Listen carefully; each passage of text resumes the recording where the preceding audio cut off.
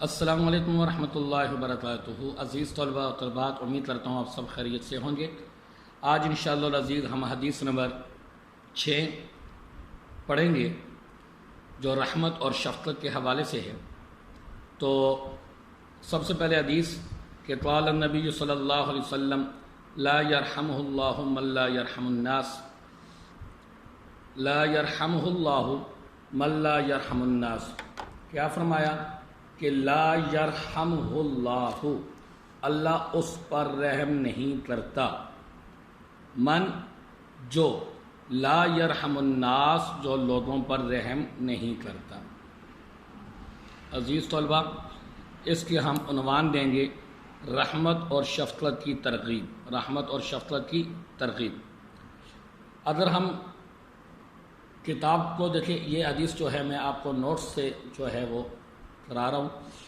تو سب سے پہلے اسلام امن کا دین، اسلام امن کا دین، اسلام اخوت، محبت، رحمت اور مہربانی کا دین ہے، ٹھیک ہے۔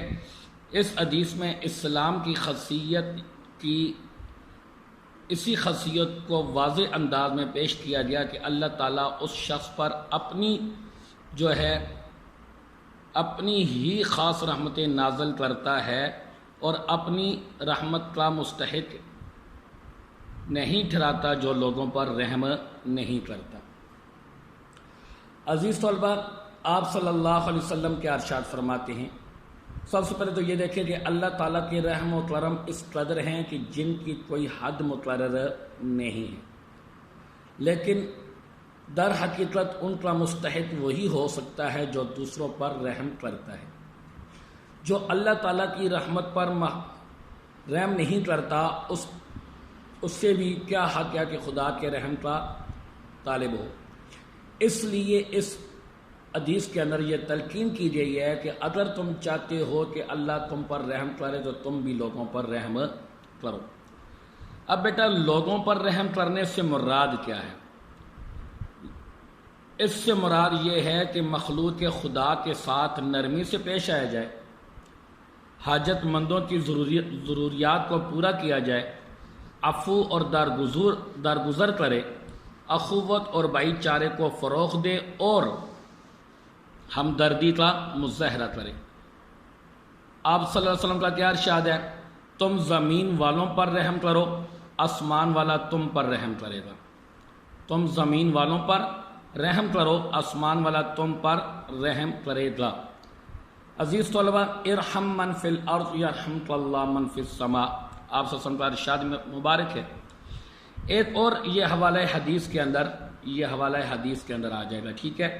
ایک اور حوالہ حدیث ہے کہ مخلوق خدا پر رحم اور شفقت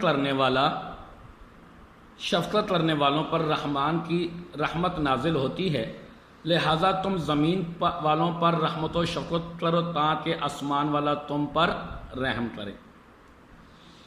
اب بیٹا، زمین والوں سے مراد کیا ہے؟ زمین والوں سے مراد کہ زمین والوں میں سارے جاندار داخل ہیں، خواہ وہ انسان ہیں خواہ وہ حیوان ہیں۔ اگر انسان بھی ہو، چاہے نیک ہو یا بد، تمام کے تمام رحم کے مستحق ہیں۔ اور برے لوگوں پر رحم، اس رحمت کی صورت یہ ہے کہ ان کو بدی اور گناہ سے روکا جائے، جیسا کہ آپ صلی اللہ علیہ وسلم نے ارشاد فرمایا کہ اپنے بھائی کی مدد کرو خواہ ظالم ہو یا مظلوم، یعنی ظالم کی مدد یہ ہے کہ اس کو ظلم سے روکا جائے، اس کو ظلم سے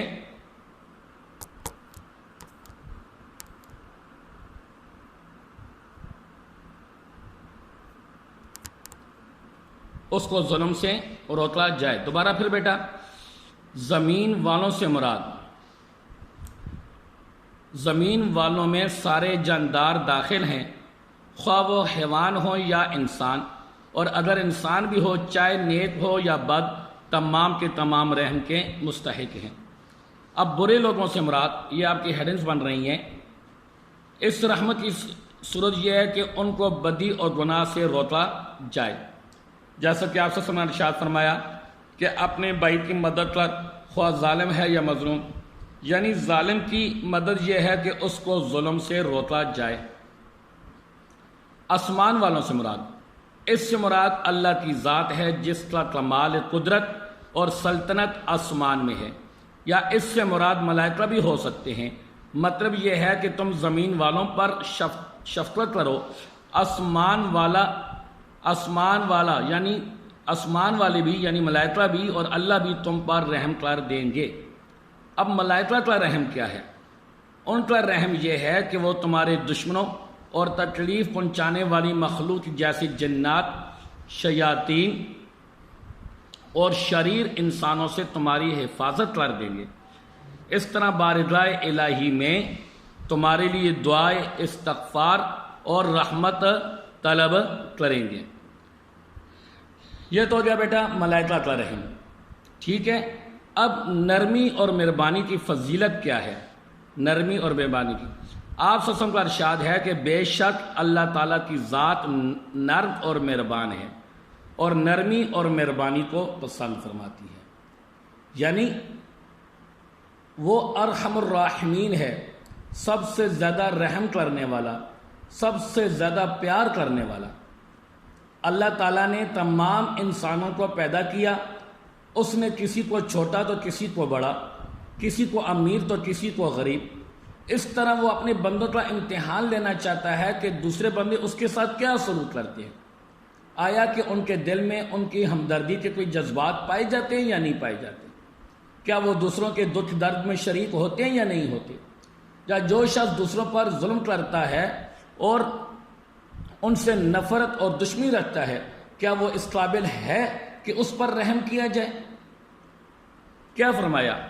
میں ابھی دوسری طرف آتا ہوں، صرف ادھر ذرا تھوڑے سی ہیڈنگ دیکھ لیں۔ لا تعداد اجر، لا تعداد اجر، کیا فرمایا لا تعداد اجر میں؟ کہ حدیث سے معلوم ہوتا ہے کہ اللہ تعالیٰ رحمت و شفقت پر بہت ہی زیادہ اجر و ثواب دیتے ہیں جس کی کوئی انتہا نہیں، اور نرمی اور مہربانی کرنے والوں کو اپنے مقاصد میں کامیاب کر دیتے ہیں۔ اب نرمی اور مہربانی نہ کرنے پر وعید کیا ہے کہ جو شخص نرمی اور مہربانی سے محروم ہے اللہ تعالیٰ اس کو نیکی سے محروم کر دیتا ہے۔ اس حدیث سے کیا پتہ چلتا ہے کہ جو شخص نرمی اور مہربانی سے محروم ہے اور ان کی خوبیوں میں یہ چیز شامل نہ ہو، یعنی کہ رحم والی، تو وہ تمام بلائیوں سے ہوتا ہے۔ گویا نرمی اور مہربانی تمام بلائیوں کا ذریعہ ہے۔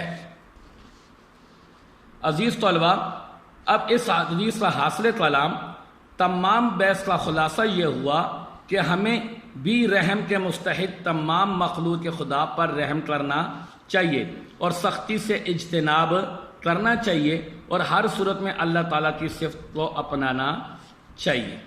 یہ ہو گیا آپ کا حاصل کلام۔ اب تھوڑی سی بات ذرا سمجھ لیں کہ بھائی آپ صلی اللہ علیہ وسلم ایک مرتبہ اپنے نواسوں حسن اور حسین یعنی حسنین کریمین کو اپنے پاس بٹھایا ہوا تھا اور ان کے چہرے پہ بوسے دے رہے تھے۔ پاس یہ کافر بیٹھا ہوا تھا، اقرا بن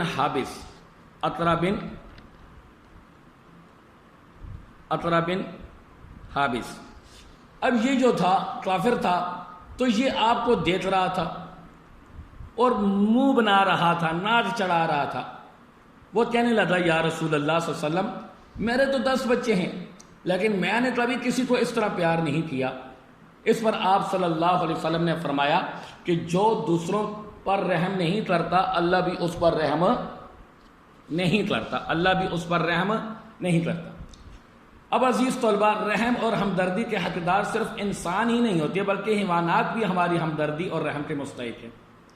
ایک حدیث کے مطابق ایک عورت کو صرف اس لیے سزا دی گئی تھی کہ اس نے ایک بلی کو باندھ رکھا ہوا تھا، نہ خود اسے کچھ کھلایا پلایا نہ اسے آزاد کیا کہ خود کھا پی لے، اور اس کے مقابلے میں ایک عورت اس لیے اس کو بخش دیا گیا کہ اس نے ایک پیاسے کتے کو پانی پلا کر موت کے منہ سے بچا لیا۔ عزیز طلبہ، ایک طرف تو ہم نمازیں پڑھتے ہیں، روزے رکھتے ہیں، زکوٰۃیں عطا کرتے ہیں اور حج ادا کرتے ہیں، لیکن دوسری طرف ہمارا اللہ کی مخلوق کے ساتھ جو ہے وہ رویہ ٹھیک نہیں ہے، تو اس کا فائدہ کوئی نہیں ہے۔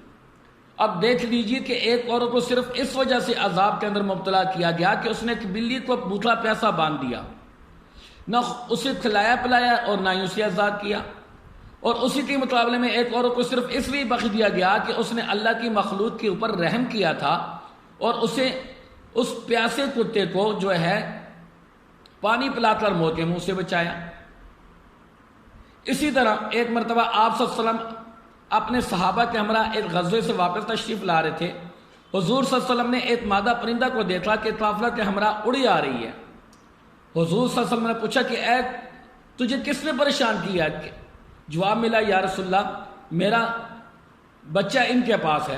حضور صلی اللہ علیہ وسلم نے فرمایا کہ اس کے بچے کو اس کے گھونسلے میں چھوڑو۔ اس صحابی نے حضور کے ارشاد کی تکمیل کی اور اس پرندے کو سکون ملا۔ یعنی کہ ہم انسان تو انسانوں کے ساتھ پیار کرتے ہیں، لیکن ہمارے سامنے کوئی کتا آ جائے، کوئی ایسی چیز، ہم پتھر اٹھا کے فی الفور اسے مارنے کی کوشش کرتے ہیں۔ اور بھائی وہ تمہیں نقصان تو نہیں دے رہا نا، اگر وہ تمہیں نقصان دے رہا ہوتا تب تم ایسا عمل کرتے۔ تو آپ صلی اللہ علیہ وسلم نے ایک مرتبہ نماز کے لیے وضو کا ارادہ فرمایا، وضو کے لیے صرف ایک ہی لوٹا پانی تھا۔ اسی دوران ایک پیاسی بلی ادھر آ گئی اور للچائی ہوئی نظروں سے پانی کی طرف دیکھا۔ آپ صلی اللہ علیہ وسلم نے فوراً پانی اس بلی کے آگے ڈال دیا، بلی نے سارا پانی پی لیا اور آپ صلی اللہ علیہ وسلم نے تیمم فرما کر نماز ادا کی۔ تو عزیز طلبہ، اس حدیث کے اندر ہمیں کیا پتہ چلتا ہے؟ اس حدیث سے ہمیں یہی بات پتہ چلتی ہے کہ بھائی ہمیں بھی اللہ کی مخلوق کے ساتھ رحم کرنا چاہیے۔ جس طرح اللہ کی ذات ہمارے ساتھ مہربان ہے، شفیق ہے، رحیم ہے، ہمیں بھی اللہ کی مخلوق کے ساتھ اسی طرح نرمی کے ساتھ، پیار کے ساتھ، محبت کے ساتھ پیش آنا چاہیے۔ تو اس حدیث کا خلاصہ بیسٹ یہ ہوا کہ ہمیں بھی چاہیے کہ ہم سختیوں سے اجتناب کریں اور اللہ کی جو مستحق مخلوقات ہیں ان کے ساتھ نرمی اور محبت کا مظاہرہ کریں۔ اللہ تعالیٰ سے دعا ہے کہ اللہ تعالیٰ ہمیں اس حدیث کے اوپر عمل پیرا ہونے کی توفیق نصیب فرمائے، اور اللہ تعالیٰ ہمارے دل کے اندر بھی اپنی مخلوق کی، تمام مخلوق کے لیے ہمارے دلوں کے اندر نرمی پیدا فرمائے، ہمدردی پیدا فرمائے۔ السلام علیکم ورحمۃ اللہ وبرکاتہ۔